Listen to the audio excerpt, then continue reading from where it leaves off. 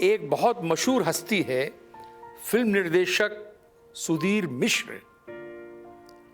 वो पंडित द्वारका प्रसाद मिश्र जी के नवासे हैं। अब बतौर नाती द्वारका प्रसाद मिश्र के बारे में क्या कहूँ। उनका चेहरा सामने आता है, असल में डांटेंगे मुझे, पर जब उनके बारे में सोचता हूँ तो सबसे पहला शब्द जो ध्यान में आता है वो निडर, सत्ता से बिल्कुल लोभ नहीं। 7 साल का था मेरे ख्याल से मैं जब उनकी एक बार मैं मिनिस्ट्री उनकी गई थी और उन्होंने अपने दोस्तों को ताश पे बुलाया था और ताश खेलने लगे और मेरी नानी से कहा कि कपड़े सामान पैक करो, जबलपुर चलें। तो उनको अपना इस्तीफ़ा जिसे कहते हैं जेब में ले घूमते थे। पता नहीं उनको चाणक्य वगैरह कहते हैं लोग। चाणक्य से मेरा कुछ अर्थ मुझे जो समझ में आता है वो ये है कि कुछ सत्ता से बहुत लोभ, जिसको जो गद्दी और सियासत, मेरे ख्याल से वो एक अलग जनरेशन था जो सियासत किसी और वजह से करता था।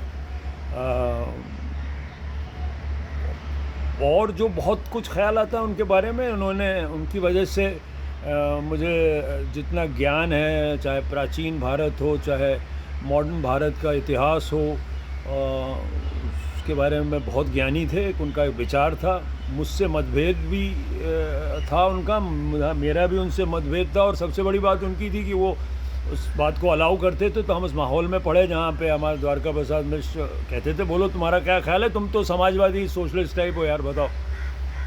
मुझे और मेरे भाई को वो सोशलिस्ट कहते थे। मेरे पिता क्योंकि थोड़े से नेहरूवादी थे, ये थोड़ा सा द्वारका प्रसाद मिश्र थोड़े सरदार पटेल से थोड़ा ज़्यादा उनकी तरफ रुख था उनका। लेकिन अल्टीमेटली उस तरह के लोग जो थे, उनका जो मतभेद था वो 3-4 बड़े लोगों के बीच में जो मतभेद था, और अंत में मेरा ख्याल से द्वारका प्रसाद मिश्र गांधीयन थे। और अगर किसी से जैसे एक तरह से इश्क कहा जाए या जिसको आदर बहुत करते थे और आखिर वक्त जिनको करते थे, मेरे ख्याल से सारे कांग्रेसी उस वक्त के करते रहे। कि जो आपको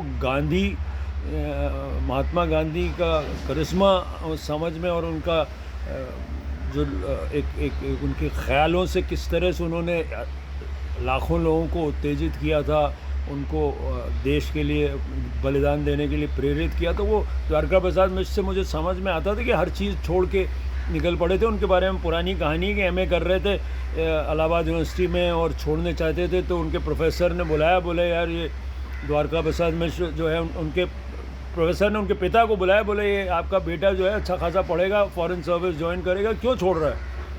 तो बोले कि आप ये बड़ा फेमस है उनके बारे में कि उन्होंने कहा कि आप हिस्ट्री पढ़ाते हैं, मैं हिस्ट्री बनाने जा रहा हूँ। 1942 में जेल में रहते उन्होंने कृष्णायन महाकाव्य की रचना की। कृष्ण के जन्म से लेकर स्वर्गारोहण तक की कथा इस महाकाव्य में बताई गई है। द्वारका प्रसाद मिश्र ने कानपुर और जबलपुर में भी अध्ययन किया और इलाहाबाद विश्वविद्यालय से पोस्ट ग्रेजुएशन की परीक्षा पास की और वहीं से उन्होंने कानून की डिग्री भी प्राप्त की। हिंदी, अंग्रेजी, उर्दू और संस्कृत साहित्य में मिश्र जी को बहुत ही लगाव था। द्वारका प्रसाद मिश्र जी का जन्म पडरी गांव, जिला उन्नाव में हुआ था, जहां 1928 के बाद पहली बार जब वह मध्य प्रदेश के मुख्यमंत्री बन चुके थे तब गए। वह अपने गांव के बारे में बहुत ही विनोदपूर्ण शब्दों में परिचय देते थे और बताते थे कि पडरी को 2 ग्रामों का समावेश बनाया गया, पडरी कला और पडरी खुर्द। पडरी उनके अनुसार बहुत ही झगड़ालू गांव माना जाता था। कारण था कि 1857 के गदर की क्रांति के बाद अंग्रेजों ने दमन की नीति अपनाई और विशेष रूप से अवधवासियों के प्रति सिपाही का पेशा करने वाले जब सेना से बहिष्कृत हो गए तो आपस में ही लड़ने लगे और झगड़ने लग गए। आला का यहां भी अवध के क्षेत्रों में काफी व्यापक प्रचार था।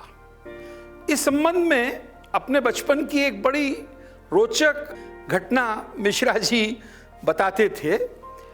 जो ही एक आल्हा के गायक ने उत्तेजक स्वर में यह पंक्ति पढ़ी, जाको बेरी सूखते सोवे ताके जीते को धिक्कार, त्यों ही श्रोतागणों में गांव के दो परस्पर विरोधी दल उठ खड़े हुए और अपने अपने लट्ठों से लेकर एक दूसरे के सर फाड़ दिए।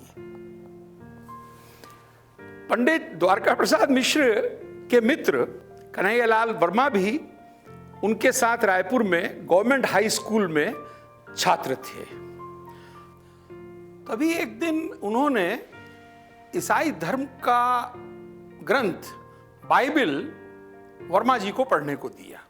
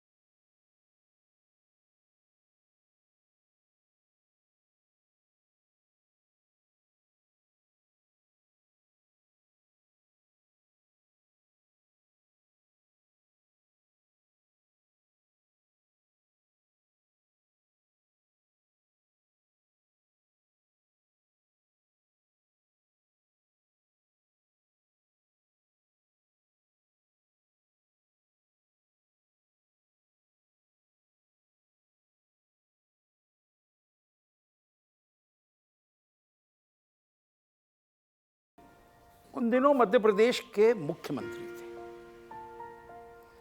आप स्वयं कार्यक्रम में उपस्थित हुए और हजारों लोगों की भीड़ में मंच पर आकर आपने पंडित माखनलाल चतुर्वेदी जी के चरण स्पर्श किए और कहा कि आज साहित्य और कलम के कदमों में सत्ता अपना सर झुका रही है। द्वारका प्रसाद मिश्र की कहानी जो मैं आपको सुना रहा हूं, वो अभी समाप्त नहीं हुई है। हम ब्रेक ले रहे हैं, फिर से आपके पास आएंगे।